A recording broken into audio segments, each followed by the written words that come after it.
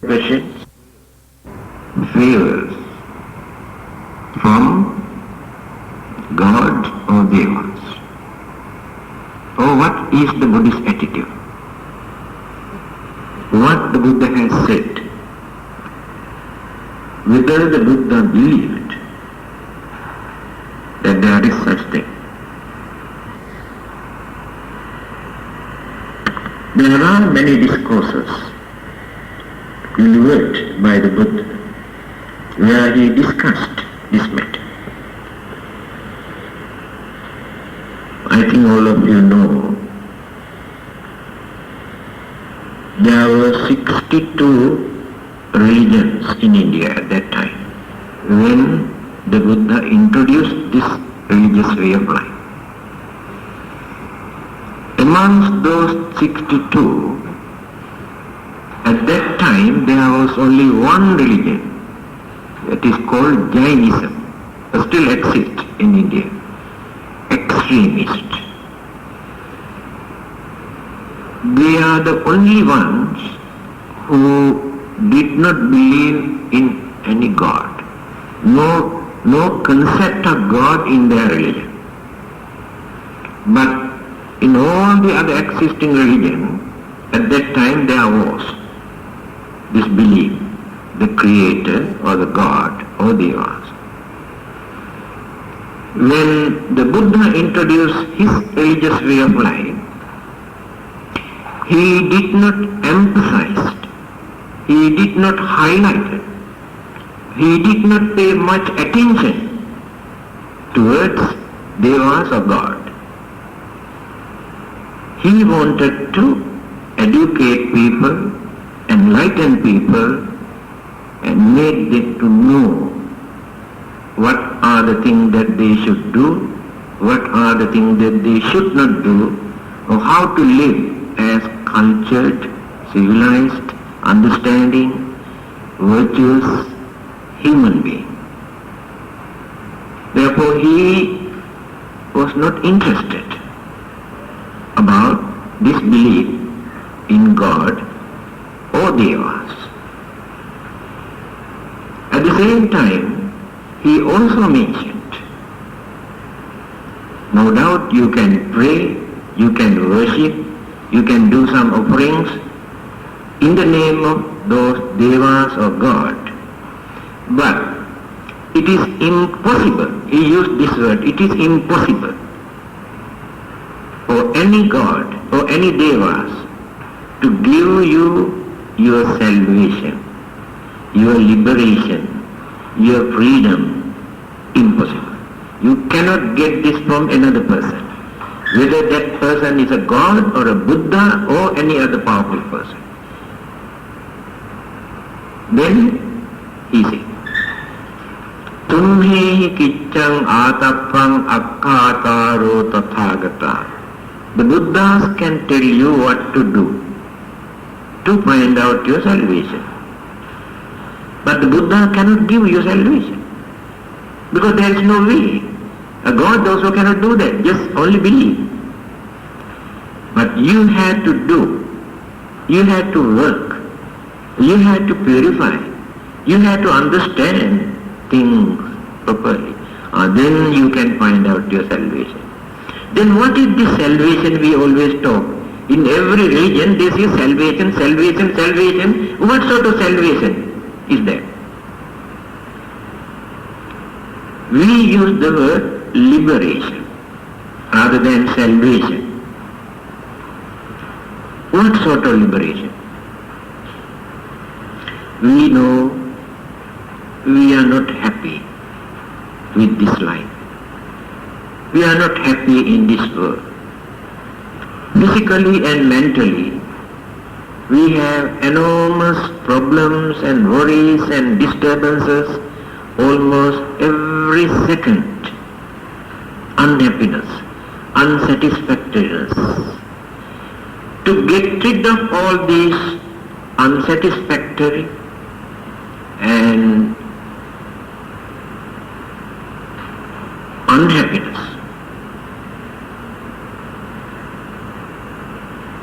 is called liberation. It is not a place for us to go and play and jump and enjoy our life. That is not liberation. That is not salvation.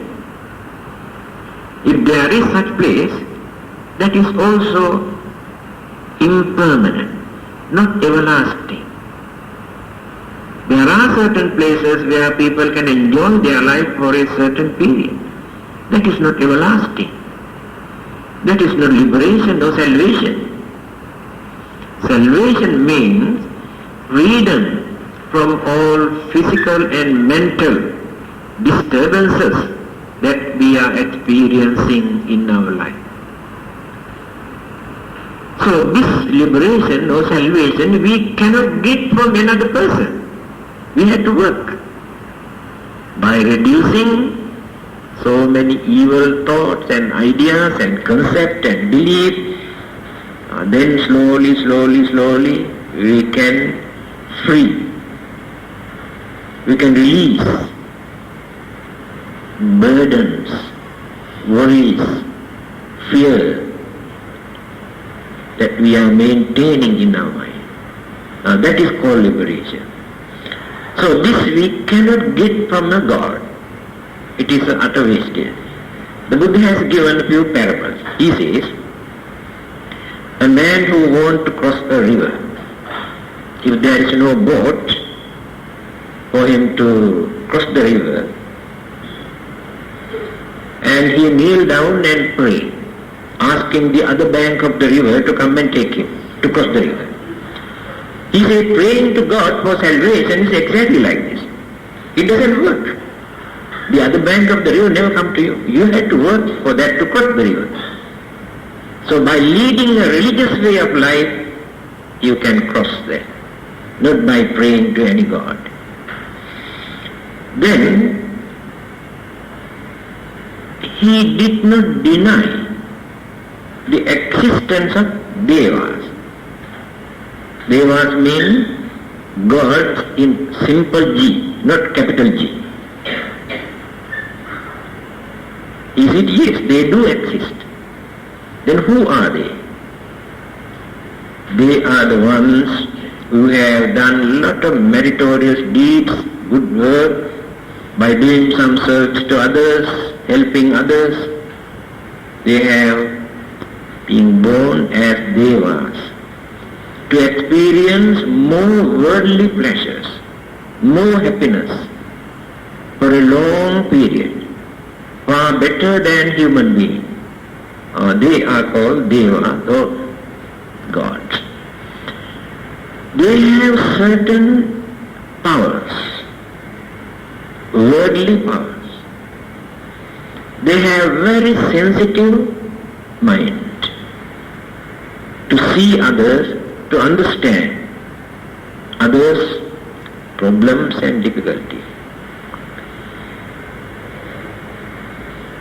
They do support others. Devatanukampito poso sada bhadrani passati. Here the sayings of the Buddha. Those Devas who have sympathy, compassion towards others, they will be benefited. They will be protected from so many disturbances, accidents and misfortune and very unhappy states in their life. So they can protect. But these are worldly things. But they cannot give salvation. Then how to influence them? Your question is, are we going to pray or worship or do some offering? Yes, we have introduced from time to time some kind of prayers or recitals or chanting or offering in the name of Devas or God. But the Buddha did not advise us to worship, even to do some offerings. He says, by doing some meritorious deeds, by doing some service to others, the merits that you gain, you can invite the Devas to share. This is the way. Instead of worshipping, remember those Devas. Invite them to come and share your happiness that you gain by doing some service to others. Then the Devas will be happy.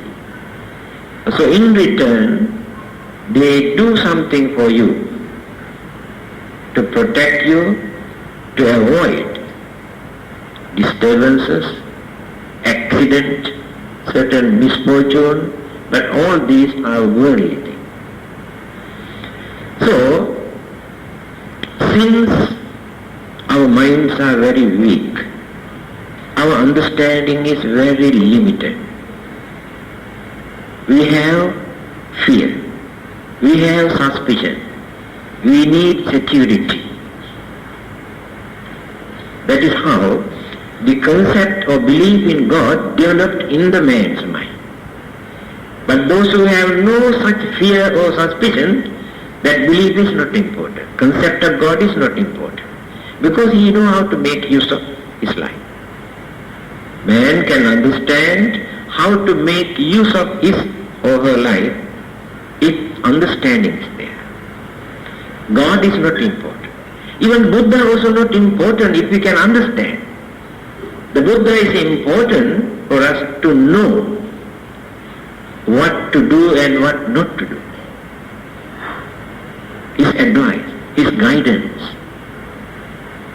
So we follow him to gain this knowledge and understanding. But we have to use our own effort. Otherwise we can come and worship the Buddha, asking the Buddha to take away all our sins and take us to heaven or nirvana. It doesn't work. Suddhi asuddhi pacchattam nanya manya visode. Here, what the Buddha say about this. Purity and impurity in our mind, we maintain individually. Another person cannot do anything for them. Understand? If your mind is cruel, wicked, selfish, God or Buddha cannot take away your cruelty from your mind unless you make up your own mind by realizing that it is wrong, it is bad. That is why the Buddha says another person cannot do anything. On the other hand, you are very kind, you are very honest. These good qualities are your own. You have created these ideas, thoughts in your mind. Another person cannot take away these things from your mind. This is your own property. So good and bad thoughts you create in your mind. But others can create the atmosphere for you to create that thought. To be cruel or to be kind. To be honest or to be cunning. Circumstances, atmosphere, or temptation, or irritation can influence our mind to create such thoughts in our mind. But others cannot create thoughts in our mind. No one can create thoughts in our mind. This is Buddhism. So that is why we do not depend on any God or any devas for our salvation. We have to work for that. And for our worldly life, day-to-day life, just because of fear and suspicion that we maintain, we need some objects to depend, to think that so and so will protect us. So and so will help us to get rid of our problem. When we think that there is someone then we can reduce. We can reduce that fear. We can reduce that suspicion. But those who can understand things clearly, not necessary to have such object. They know what to do. They know how to get rid of their problem. They can understand what is the cause of these problems. Since we cannot understand the real cause of our own problem, we blame others, we accuse others, we suspect others, but we do not know that we are wrong. Because of our ignorance, we create such ideas. Knowledge is important. Now you are coming here to gain that knowledge, to gain more understanding. And after that, when you analyze, when you think, you can get better picture regarding certain problems, certain trouble, certain sicknesses, certain worries. You can analyze. So, did you get the answer now?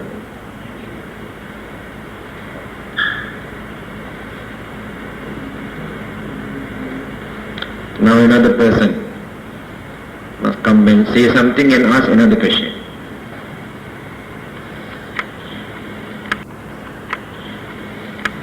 Don't be shy. You have to do this, one day.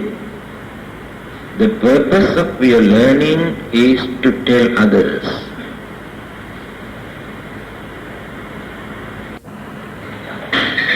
Anybody there?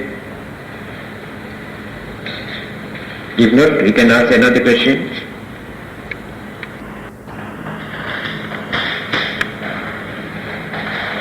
Yeah. When you pray and when you meditate, so there will be some disturbances, certain thoughts interrupt. That's right. That is why we have to meditate. If there are no such disturbances, not necessary to meditate. Meditating is just like swimming against the current of a river. You know the difficulty of swimming against the current, isn't it? Exactly like this. Mind is used to think all sort of evil things, useless thing or meaningless imagination. That is the hobby of our mind. Because mind enjoys by creating such thoughts in our mind. All these are useless thoughts which create more disturbances in our mind. To avoid these disturbances, what we do? First, we try to stop all the five senses not to bring any object from outside. Because these five senses are the culprit. Bring all sort of objects into the mind, influence the mind, then the mind starts to think. Understand? When you see certain thing, either you like it or you hate this. Disturb the mind. When you hear some sound or voices, either you like it or disturb your mind. A smell, taste, feeling, all these five. If not these five senses, the mind itself starts to create imagination. Mind creates the object, mental object. So these six senses always disturb our mind. Very seldom we create good thoughts, useful thought. Always we create very selfish, very narrow-minded, or useless, or meaningless thoughts. Through this, we cannot cultivate our mind. Then, some people meditate, some people pray. These are the only two methods. Those who pray, they create the image of God in their mind. Whether God exists or not, they create that image according to their concept, according to their belief. So, in reality, now they accept that really the God does exist. And then develop their devotion and faith and confidence and so many things because of that. That is how they develop faith and faith and faith and faith, nothing but faith and belief. Then pray to that image created by him or her. At that time, they experience some sort of calmness, hopes, confidence, satisfaction, so many things, because the mind depends on that object created by that person. After that they feel a very big relief. The mind created this. And those who meditate does not create the image of another person. Start from the beginning. Take very neutral objects. Neutral means the object that we take for our meditation should not influence the mind to create temptation. Again disturb the mind. Again the object that we take cannot be very ugly or dirty object. Disturb the mind. It must be neutral object, free from both. That is why people always take breath. It is neutral. So when we fix our mind into this inhaling, exhaling breath, then the mind cannot take object to the senses, five senses. Mind cannot create imagination. Now the mind is engaged with our breath. At that time, the mind gets the chance to relax. When the mind is dealing with the senses, no time to relax. All the while, hate and develop attachment and reject, accept and reject, accept and reject, accept and reject, all the five senses. So no peace. So when we do this, without any religion, we can do this. Just to relax. Mind gets the chance to relax. Why it is necessary to relax? Now this is also very important. From our birth up to the last breath, we have been using our mental energy through the senses. When you look at, we use mental energy. When we hear something, we use mental energy. These are the organs. Ear cannot hear anything. The mind can hear through this organ. Eyes cannot see anything, but mind can see through this organ. So, we are wasting our mental energy through these senses for unnecessary things. We never realize it. That is why our minds are very weak. No energy, no strength. That is why we have fear in our mind, no energy. Wasted. So when you stop this, then the mind gets the chance to relax. At that time, to rejuvenate mental energy, recharge the battery that we wasted for unnecessary things. And this is the beginning of meditation. Without any religion, without any God, or without any Buddha. Just breathe. Breathe in, breathe out. Breathe in, breathe out. And this we can do while we are doing anything. Whether sleeping or sitting or walking or working or whatever we do, the mind must be there.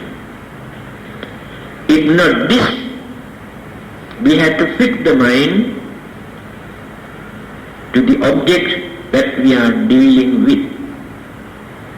But don't allow that mind to go somewhere else. That is concentration. So when you train your mind in this way, it takes time. Mind becomes very obedient. Discipline the mind. When you write a letter, don't think something else. Only what this object. When you read something, don't allow your mind to think something else. Only this. Concentrate only this. When you are cooking, don't allow your mind to go through the window and concentrate on your cooking. Then know how to add how much salt, how much chili, how much spices and this and that. You can do your work efficiently without making. When you dial, don't allow your mind to go somewhere else, otherwise you dial the wrong number. So, this is the training period. So when you train and train and train and train your mind in this way, and you can avoid so many mental disturbances. And the mind you can control. You know the nature of the mind. There are 5 mental hindrances.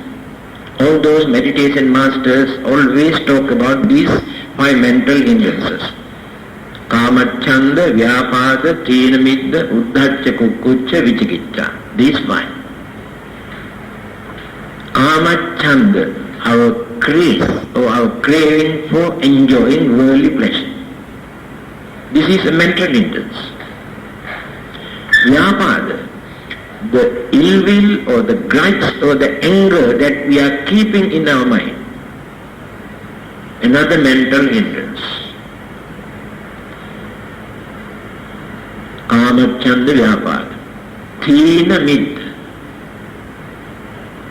This is the thing that I am going to tell. Laziness of the mind to think. Mind is very lazy to think. I think they are the ones who pray to God, because they are lazy to think, to understand things. Ask the God to come and do everything. They are so lazy to think and understand properly. Very lazy to think, to understand, to analyze, think. Lazy. There are some others who knows how to think, but they are very lazy to do what they have taught. They don't like to get up, don't like to do anything, but they know how to think. Both are mental hindrances for our spiritual development. Laziness of the mind and laziness of the life that put into action the thought created by us. Then, Uddhacha, Kukkucha. Restlessness. There are 2 reasons. First reason, our subconscious mind is called a storehouse of consciousness. Although the surface of this storehouse is very calm, there are so many concepts and thoughts and beliefs and ideas which were submerged, sunk in the subconscious mind. But we do not know that they are in our subconscious mind. Circumstances stir the subconscious mind, then some of these thoughts project, focus to the mind. then the restlessness appears. But we do not know why. There is some sort of restlessness in us. Through the influence of the subconscious mind. We maintain this until we attain arahanta, restlessness. Then the second reason, certain mistake that we have committed in early part of our life also deposited, stored in that subconscious mind. We have forgotten completely that we have done such bad thing, but subconscious mind has not forgotten. The carbon copy is there already. Occasionally, this subconscious mind influences uneasiness, restlessness we experience because of that. Certain evil things, certain bad things that we have committed earlier. Of course, the others advise people to repent. By repenting, you can get rid of this. But Buddhism never says, by repenting you cannot get rid of that. Only through the purifications of the mind, not by repenting. Otherwise you can repent what to do, what a pity, I have done this, so I promise not to do it again and this and that. That is not the way. You have to create this determination in your mind, not to repeat, as well as to cultivate more honesty and kindness and sympathy and understanding and good qualities for the purifications of the mind, not simply by repenting. Restlessness. Then vicikiccha. Vicikiccha means a skeptical doubt. A skeptical doubt means the stubbornness of the mind does not allow people to be unbiased, to think unbiasedly, to think by using sense of reasoning. Without using sense of reasoning, because of their stubbornness, skeptical ideas, they say, oh, we don't believe this. That's all. But those who say that we don't believe this, never study, never analyze, never try to understand. Without doing that, at once they say, oh, we don't believe that. This is called skeptical doubt. Let us take one or two examples. Some people say, oh, we don't believe in rebirth, oh, rubbish, nonsense. But they never try to understand, observe, investigate whether there are reasons. Oh, we don't believe it. If not, they say, oh, according to our religion, we cannot believe. Utter rubbish. How can religion stop that? Or we can say, according to Buddhism, we believe that there will be rebirth. You are not right. You should not say, according to Buddhism, we believe.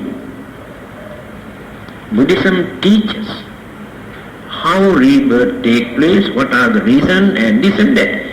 But you must understand.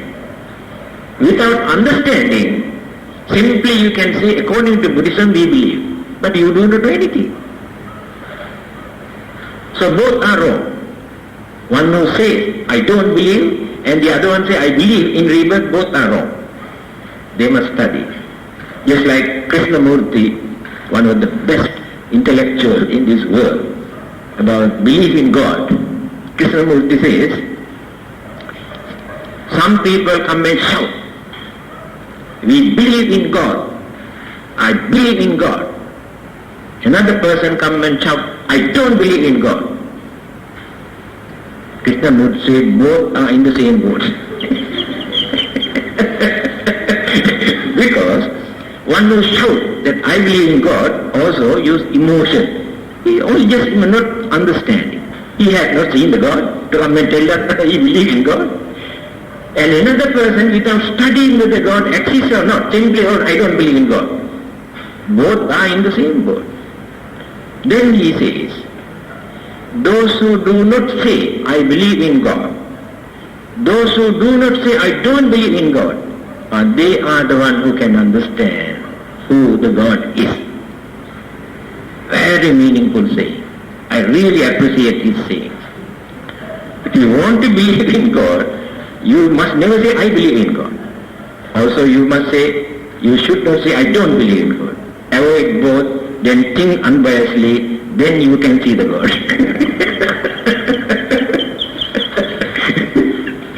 Be unbiased. So, did I answer your second question?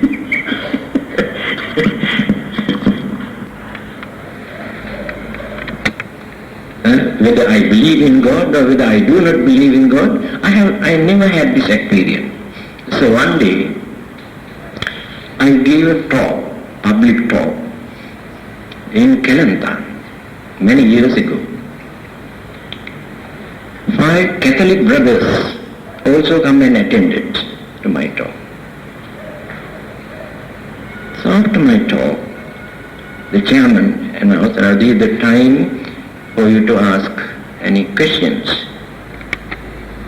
Then one of them got up and asked, yes, we really appreciate your talk, but there is one thing that we cannot understand.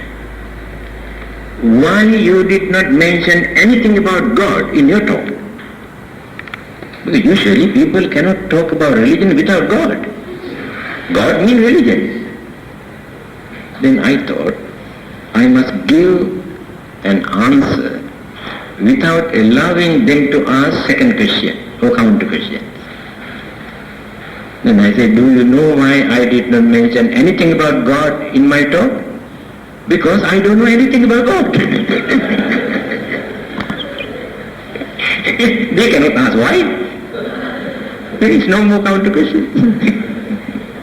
So I am free from this problem. I never say I don't believe in God. I never say I believe in God. I can do my work without that. Third question, not from the same person.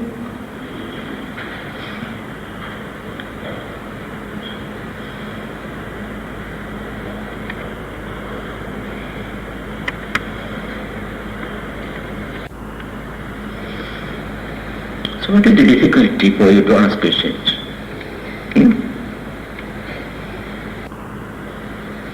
Yes.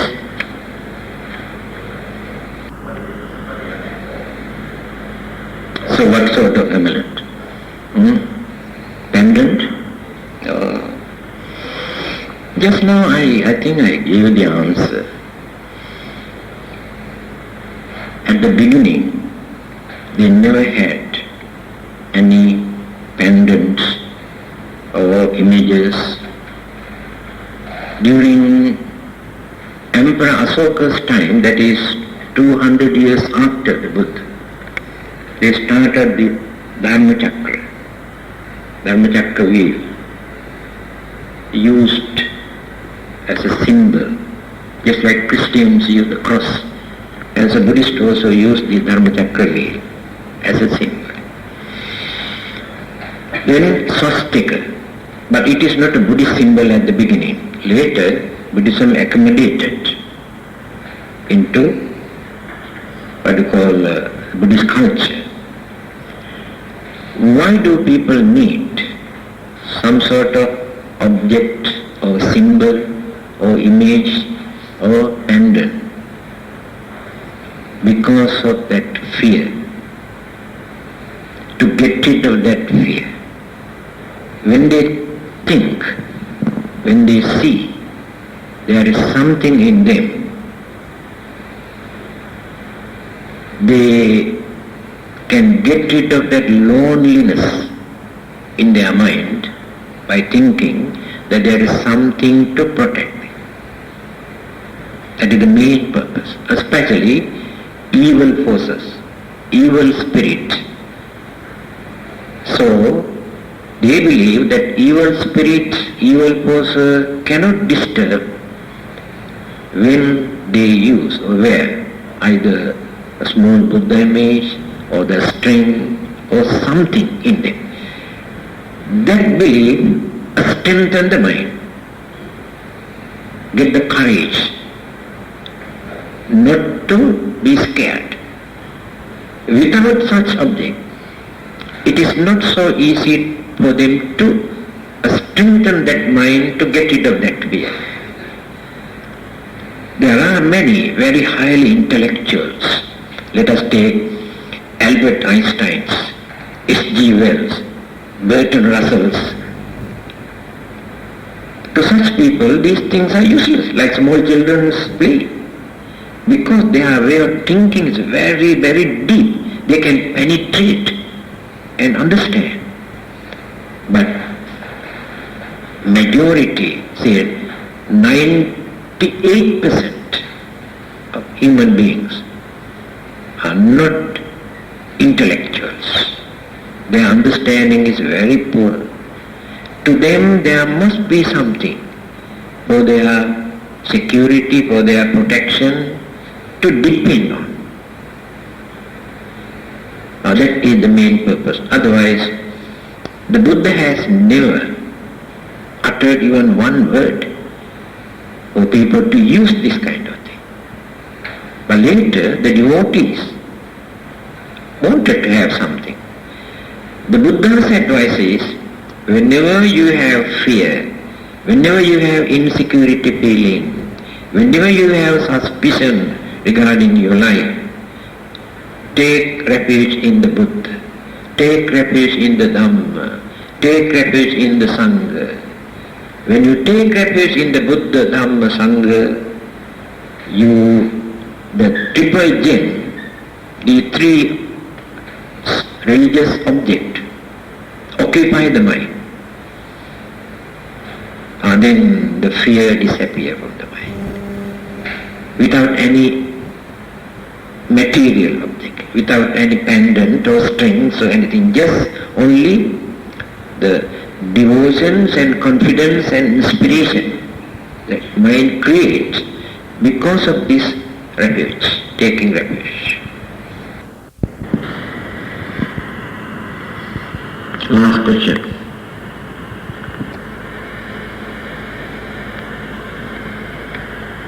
Very difficult to think.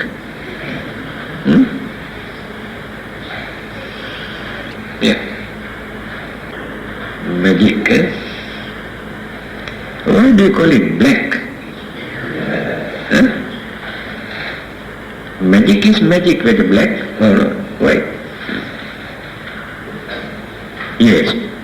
When that magic creates a bad effect, then we say black magic. Yes. Bad effect. I never had any experience about this. And personally I don't believe. But people always talk about black magic, come and complain to us about their family problems and sicknesses and troubles. They say black magic, charm and black magic. In this country, I notice there are more who believe this other than any other countries in Malaysia. Because Chinese, Indians, Malays, these three ethnic groups, they have their own imaginations. Thousands of years old imagination they maintain. But in other countries they have their only one ethnic group to maintain this imagination. But here Chinese introduce their imagination to others, Indians introduce their imagination to others, Malays introduce their imagination to others, then it will become a very rich country regarding magic and black magic and charm. So they believe this. It's very difficult to get rid of this. So, if the mind is strong, energetic, no black magic, no devil, no ghost can do anything to that person. This is the advice given by the Buddha. In fact, he says, these planetary system always influence our life, everything in this world, it is true.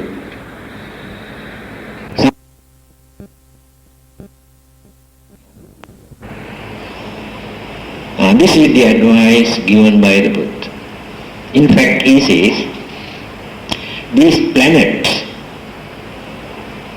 planetary system always influence our life, everything in this world, it is true. Some people believe very strongly, they do everything according to their horoscope. They never do anything without consulting their horoscope. The Buddha's advice is, if the mind is strong, if there is an understanding in that mind, if the mind is energetic, even those planets also cannot disturb that mind, that life. Because mental energy becomes more energetic, more powerful than any other kind of energies in this world. Christianity at the beginning refused to accept this astrology or the planet can influence our life. Later, one of the Christian saints, Saint Thomas Aquinas, he has said, planets can influence the elements of our body, but not the mind. He is repeating what the Buddha has said earlier. He is right. Planets can influence the elements of the body, but not the mind. So if the mind is strong, then cannot influence the life. So through this meditation, why it is necessary for us to strengthen that mind to avoid cosmic energies also can disturb. Planets also can disturb.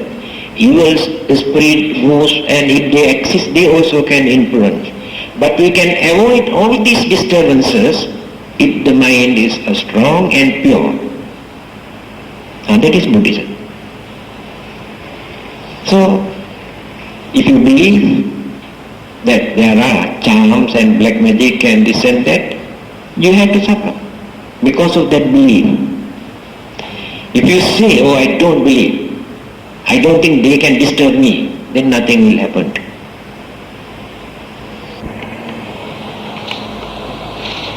Okay, I think better to sharing of merits. Imina punya kamme upaya gunottara achariyupakaraca mata pita piya mamang suryo chandi maharaja gunavanta narapica Brahma Maharaja Indaca Lokapalaca Devata Yamo Mitta Manusaca Majjata Vedika Sabbe Satta Sukhi Hantu Punyani pakatani me Sukhanca tividang dentu Kipang papeta umatang Imina punya kammena Imina uddisena ce Kipang sulabe ceva Tannupadana cedanam ye samtane dhamma yava nibbana to mamang nasantu සබ්බදායේව යත්ථ ජාතෝ භවේ භවේ උජුචිත්තෝ සතිපඤ්ඤෝ සල්ලේකෝ විරියවාමි නාරාලබන්තු ලෝකාසං කාතුංච විරියේසු මේ බුද්ධාදී පවරෝ නාතෝ ධම්මෝ නාතෝ අරුත්තමෝ නාතෝ පච්චේක සම්බුද්ධෝ සංඝෝ නාතෝත්තරෝ මමං තේසෝත්තමානුභාවේන මාරෝකා සංලබන්තු මා.